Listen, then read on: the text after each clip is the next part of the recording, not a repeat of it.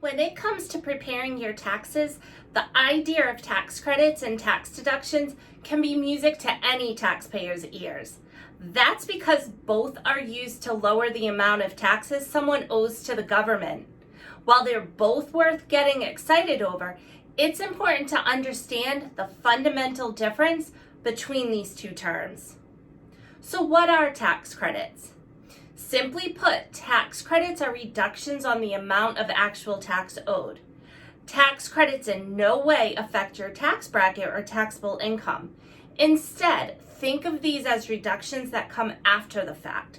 For example, after you've determined how much you owe to the government, there are a few common tax credits that can be given based on your income level, whether or not you have children, if you're a college student, and more. So some of these common credits include the child tax credit, child and dependent care credit, lifetime learning credit, adoption credit, earned income credit, and residential energy tax credit. Tax credits are typically either refundable or non-refundable, depending on which type of credit it is.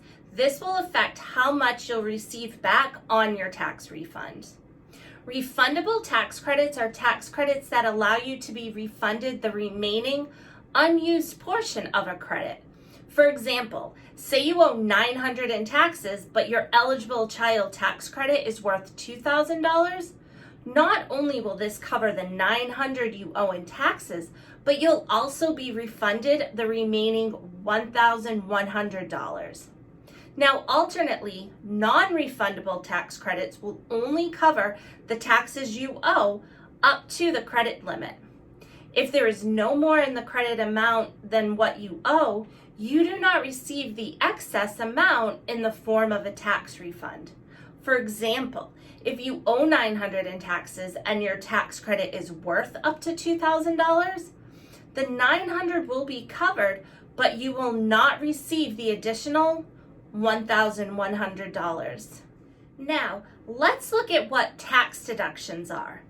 Tax deductions are used to reduce the amount of income that's eligible to be taxed. By reducing this amount, your income may fall into a lesser tax bracket, meaning you're subject to pay a lesser tax percentage. There are typically two types of tax deductions: itemized deductions and above-the-line deductions. Now, you can use itemized deductions to help lower your taxable income. Common types of itemized deductions include charitable donations, medical expenses, property taxes, and mortgage interest. While people are welcome to add each deduction up separately on their taxes, most will opt for the standard deduction set by the IRS. For the 2022 income tax year, these are the standard deductions amounts. So single or married filing separately, $12,950. Married and filing jointly or qualifying widower, $25,900. And head of household, $19,400. It is common to use a standard deduction because in most cases, an itemized amount won't exceed the IRS's standard deduction rate. Lastly, let's look at the above-the-line deductions.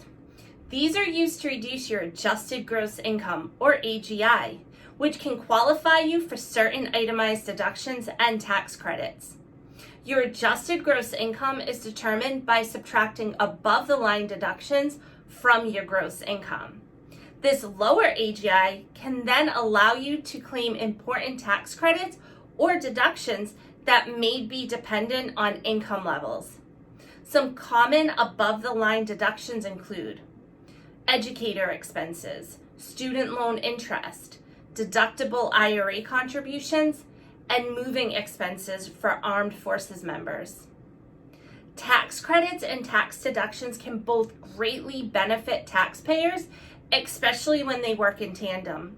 Familiarizing yourself with the differences between these two tax terms gives you a great place to start researching and understanding what deductions and credits you and your spouse may be eligible for in the upcoming tax year.